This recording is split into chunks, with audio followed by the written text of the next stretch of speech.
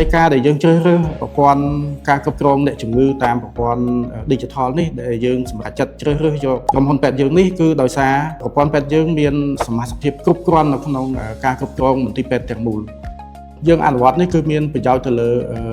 អ្នកជំងឺគឺយើងកាត់បន្ថយនៅភាពស្មុគស្មាញរបស់អ្នកជំងឺដែលគាត់ទៅកាន់ឯកសារឬក៏អីមួយចំនួនទៅជួបគ្រូពេទ្យហ្នឹងមកដល់ពេលនេះគឺយើងកាត់បន្ថយការកាន់ឯកសារជាកត្តា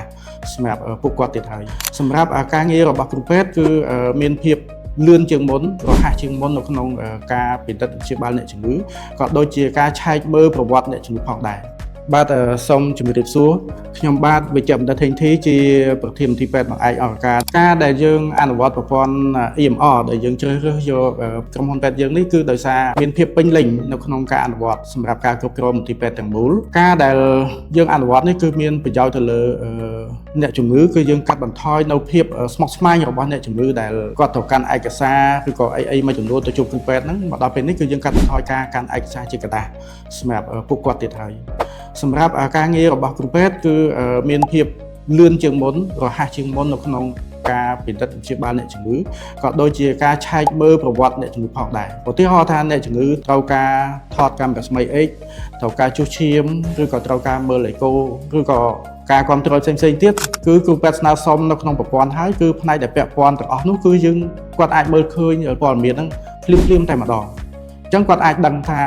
អ្នកជំងឺប្រមាណអ្នកដែលត្រូវមកទទួលសេវាកន្លែងគាត់ចំណុចមួយទៀតតាក់ទងទៅនឹងការផ្ដល់ឱសថឧទាហរណ៍ថាអ្នកជំងឺពិគ្រោះជំងឺក្រៅហើយនៅពេលដែលគ្រូពេទ្យអាចចេញវិជ្ជបញ្ជាហើយខាងឱសថគាត់អាចមើលឃើញនៅឈ្មោះអ្នកជំងឺហើយនិងប្រភេទឱសថដែលត្រូវផ្ដល់ឲ្យអ្នកជំងឺឈ្មោះ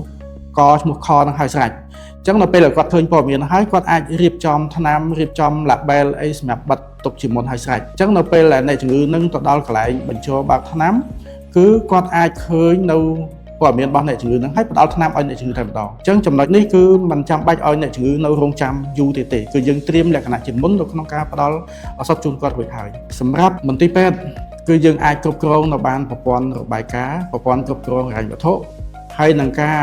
ស្នើសុំការទូទាត់ថវិកាទៅ NPCA បានទាន់ពេលវេលានេះជាសារៈប្រយោជន៍មួយនៅក្នុងការដែលយើងជ្រើសរើសយកប្រព័ន្ធ EMR ដែលយើងប្រើប្រាស់ក្រុមហ៊ុនពេទ្យយើងនេះជាចុងក្រោយនេះក្នុងនាមខ្ញុំជាអ្នកគ្រប់គ្រងមន្ទីរពេទ្យនេះដែលមានបទពិសោធន៍ក្នុងការប្រើប្រាស់ប្រព័ន្ធ Digital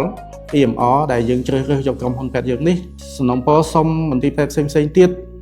បើសិនជាមានគំនិតចង់ធ្វើការផ្លាស់ប្ដូរទៅជាមន្ទីរពេទ្យ Digital អាចជ្រើសរើសយកក្រុមហ៊ុនពេទ្យយើងបានព្រោះយើងឃើញថាការអនុវត្តកន្លងទៅនេះប្រព័ន្ធ